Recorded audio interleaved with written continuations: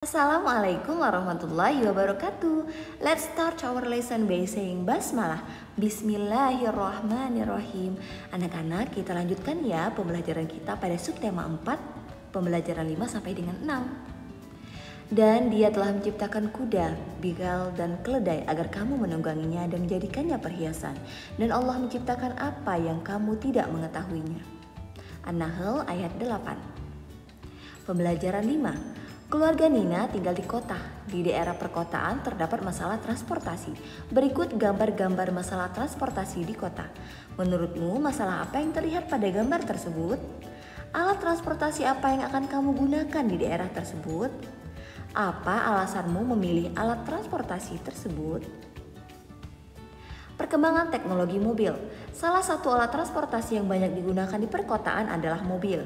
Mobil dipilih karena dianggap memudahkan perjalanan. Mobil dapat menampung cukup banyak anggota keluarga. Selain itu, mobil juga dapat membawa cukup banyak barang dalam perjalanan. Mobil pertama diciptakan oleh Nicholas Joseph Jugnet pada tahun 1769. Bentuknya tidak seperti mobil pada masa kini. Mobil ini menggunakan tenaga uap. Setelah mesin bertenaga bensin ditemukan, teknologi mobil pun berkembang. Dua orang Jerman yaitu Charles Benz dan Daimler membuat mobil tenaga bensin dalam waktu hampir bersamaan. Pada tahun 1908, mobil diproduksi dalam jumlah banyak dan diperjualbelikan. Contohnya mobil T yang dikembangkan oleh Henry Ford. Mobil bertenaga listrik juga dikembangkan, tetapi masih kurang diminati karena tidak dapat menempuh jarak jauh. Meskipun sangat diminati, keberadaan mobil juga menimbulkan masalah di perkotaan. Jumlah mobil yang lebih banyak dari luas jalan yang tersedia menyebabkan kemacetan.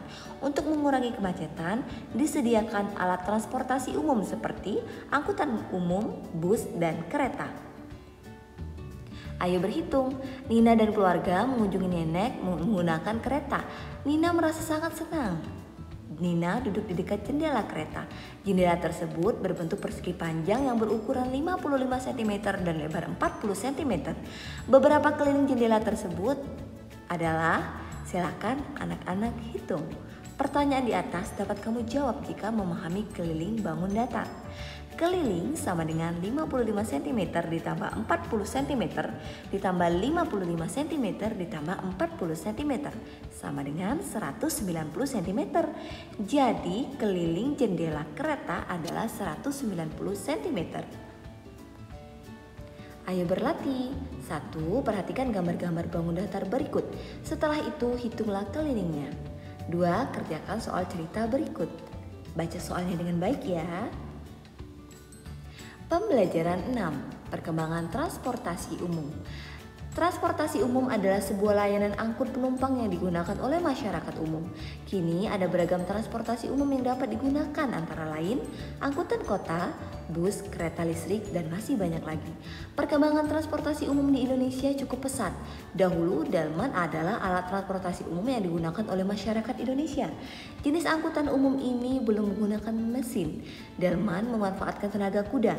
Kini delman digunakan sebagai transportasi wisata. Selanjutnya, tram mulai diperkenalkan. Tram milik kereta listrik tetapi melintas di jalan umum. Sekitar tahun 1930 sampai dengan 1989, becak masuk ke Indonesia. Bentuk becak mulanya seperti kereta roda 2 yang ditarik pengemudi dari depan. Kini becak beroda 3 dan dikemudikan dengan sepeda.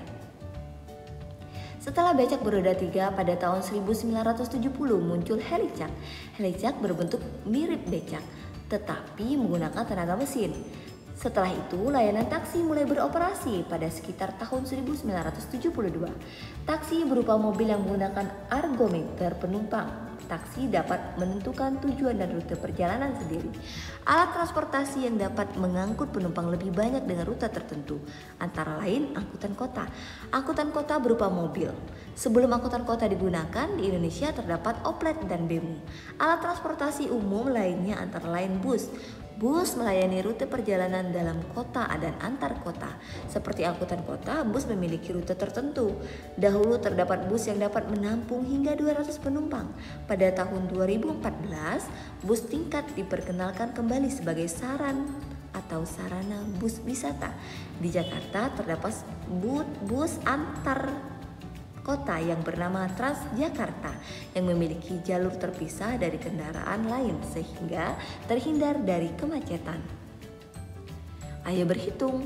Di pesawat terbang, penumpang harus membawa koper kecil ke dalam kabin pesawat dengan berat maksimal 7 kg. Jika alas sebuah kabin pesawat berukuran panjang 60 cm dan lebar 40 cm, berapa kelilingnya? Berapa ukuran koper yang dapat dimasukkan dalam kabin? Contoh di atas merupakan contoh masalah yang berkaitan dengan keliling bangun datar. Keliling alas kabin adalah sebagai berikut. 60 cm ditambah 40 cm ditambah 60 cm sama dengan 40 cm. Sama dengan 200 cm. Koper dapat masuk jika permukaannya lebih kecil dari kabin. Misalnya berukuran berikut. Panjang 54 cm dan lebar 36 cm. Coba tentukanlah keliling koper tersebut. Ayo berlatih. Perhatikan gambar untuk gambar pertama dan gambar kedua. 2. Alas sebuah kotak berbentuk persegi panjang dengan panjang 96 cm dan lebar 75 cm. Ke dalam kotak tersebut akan dimasukkan kardus yang lebih kecil dengan alas berbentuk persegi atau persegi panjang. Berapa ukuran alas kardus yang dapat dimasukkan ke dalam kotak? Tentukan keliling alas kardus tersebut. Tuliskan sebanyak 3 kemungkinan ukuran alas kardus yang berbeda. Demikian pembelajaran 5 sampai dengan 6 kali ini. Let's close our lesson by saying hamdalah. Alhamdulillahirabbil alamin. Wassalamualaikum warahmatullahi wabarakatuh.